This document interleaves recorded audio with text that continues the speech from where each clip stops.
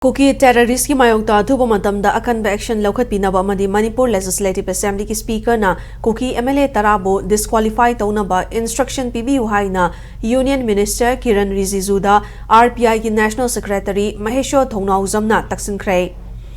New Delhi ke 9 Krishnan Mark Laiba Union Minister of Parliamentary Affairs RIJIJU ki mayumda MAHESHWAR na Union Minister of Social Justice and Empowerment Ramdas Athwale galoinana chatuna unavada mahaki wafam singasi taksilam khibani. MAHESHWAR na hiramasi ga mari lainana MLA Paulelal Haukipna TV interview amada Manipur ki Jiribam dagi fakiba miyoi taru ado KUKI terrorist na hat pani haina phongdokhiba leire loinana MLA LM Khaute na su CRPF na hat khiba KUKI militant taramathoi adobo marches ni haikibagi chapchaba khudam changdam leire.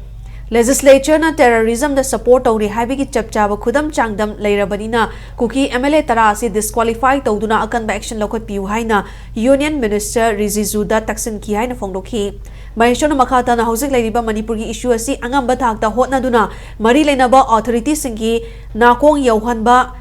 yamnamak tangai fadaba amani mari leinaba authority sing aduna issue asi Khanglam le fare khanglam drabasu mamut tana khanghanduna waroishin ama puraknaba honaminaba mathau tai haiki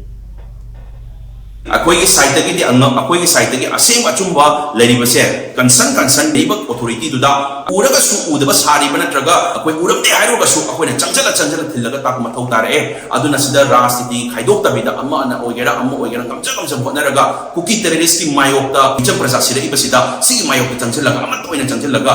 leiriba phattarba singse amta loya muthatlaga tangdu leitaba santi leiba Manipur mo oina bo honami nasi adu matungda rastiti tongningba amma na huningba adu manungdo family ki manungi wari to kona tonginasi ako ahambadana leiriba yeknaba leiriba planning tawriba Manipur tugaina tawriba mayam sa hanam tang maruf na muthat kise